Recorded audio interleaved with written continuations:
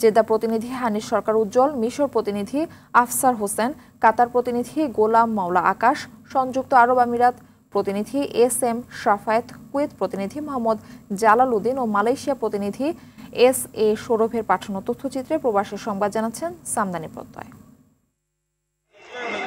সাবেক স্বরাষ্ট্রমন্ত্রী লুৎফুজ্জামান বাবর ও মৌলভীবাজার জেলা বিএনপির সদস্য সচিব মোহাম্মদ আব্দুর রহিম রিপন ওমরা পালনের উদ্দেশ্যে সৌদি আরবে এসে পৌঁছালে তাদের বিমানবন্দরে অভ্যর্থনা জানায় সৌদি আরব পশ্চিমাঞ্চল বিএনপি।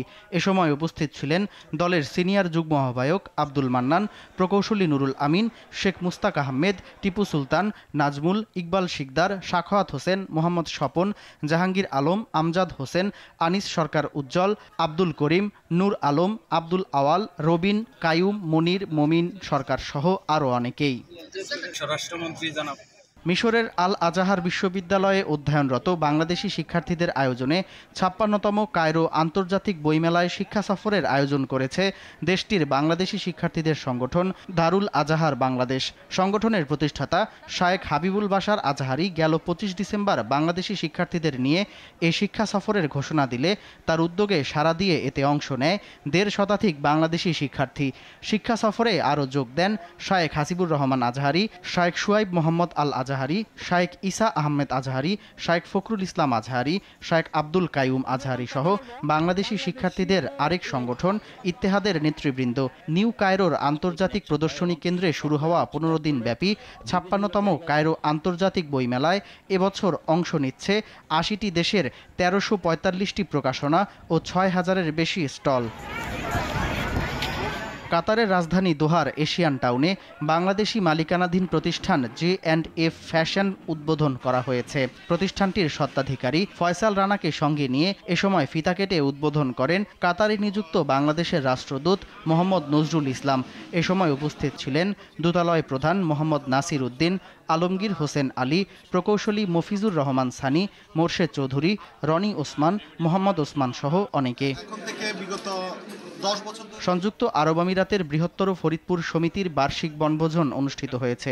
আজমানে আয়োজিত এ বনভোজনে ফরিদপুরের প্রবাসী বাংলাদেশিরা সহ বিভিন্ন কমিউনিটির প্রবাসীরা অংশ নেয়। সংগঠনের সাধারণ সম্পাদক খন্দকার মিজানুর রহমানের পরিচালনায় সংগঠনের সভাপতি বুলবুল আহমেদ মুকুলের সভাপতিত্বে উপস্থিত ছিলেন উদযাপন কমিটির আহ্বায়ক HM শওকত মোল্লা, বাংলাদেশ প্রেস ক্লাব UAEর সভাপতি মামুনুর রশিদ, শফিকুল ইসলাম, হাসান জাকির, কবির মুন্সি, আবুল বাশার, মোতাহার হোসেন, মামুনুর রশিদ আজাদ, মিজান সাইদ সহ অনেকে। বাংলাদেশ কুয়েত কূটনৈতিক সম্পর্কের ৫০ বছর পূর্তি উপলক্ষে বাংলাদেশ ক্রিকেট অ্যাসোসিয়েশন কুয়েত ও বাংলাদেশ দূতাবাসের পৃষ্ঠপোষকতায় T20 ক্রিকেট টুর্নামেন্টের ফাইনাল খেলা অনুষ্ঠিত হয়েছে। ৫ মাস ধরে চলা এই টুর্নামেন্টে প্রবাসীদের ২৪টি দল অংশগ্রহণ করে। ফাইনালে IIY স্পোর্টিং ক্লাবকে হারিয়ে চ্যাম্পিয়ন হয় বাংলাদেশ 11। বাংলাদেশ ক্রিকেট অ্যাসোসিয়েশন কুয়েতের সভাপতি জাহাঙ্গীর খান পলাশের সভাপতিত্বে শহীদুল ইসলাম ও তারেক হাসানের সঞ্চালনায় ফাইনাল খেলায় প্রধান অতিথি ছিলেন কুয়েতে নিযুক্ত বাংলাদেশের রাষ্ট্রদূত মেজর জেনারেল সৈয়দ তারেক হোসেন, বাংলাদেশ দূতাবাসের প্রতিরক্ষা উপদেষ্টা brigadier general Rakibul Karim Chowdhury, councillor ও দূতালয় প্রধান মোহাম্মদ মনিরুজ্জামান, কাউন্সিলর ইকবাল আক্তার, তৃতীয় সচিব আব্দুল লতিফ ফকির, সোনালী ব্যাংক প্রতিনিধি লুৎফর রহমান, বাংলাদেশ বিজনেস কাউন্সিলের সভাপতি মোখাই আলী লুৎফর রহমান, সংগঠনের উপদেষ্টা হোসেন আহমেদ আজিজ, আবুল হাশেম এনান, সহসভাপতি সারোয়ার, মোস্তাফিজুর রহমান, বাংলাদেশ ফুটবল অ্যাসোসিয়েশনের সভাপতি মোর্শেদ আলম ভূঁইয়া সহ কুয়েত প্রবাসী অসংখ্য বাংলাদেশি উপস্থিত ছিলেন। আদমপুর ইউনিয়ন প্রবাসী কল্যাণ সংগঠনের তৃতীয় প্রতিষ্ঠাবার্ষিকী উপলক্ষে আলোচনা সভা অনুষ্ঠিত হয়েছে। কুয়ালালামপুরে আয়োজিত এ সভায় মোহাম্মদ রুহুল আমিনের সঞ্চালনায় মোহাম্মদ রিপন মিয়ার সভাপতিত্বে অনুষ্ঠানে প্রধান অতিথি ছিলেন কামরুল চৌধুরী, বিশেষ অতিথি ছিলেন সাখাওয়াত হক জোসেফ। আরও উপস্থিত ছিলেন মোহাম্মদ খোকন মিয়া, মোহাম্মদ জিয়া, হাবিব প্রধান, আল আমিন সহ অনেকে।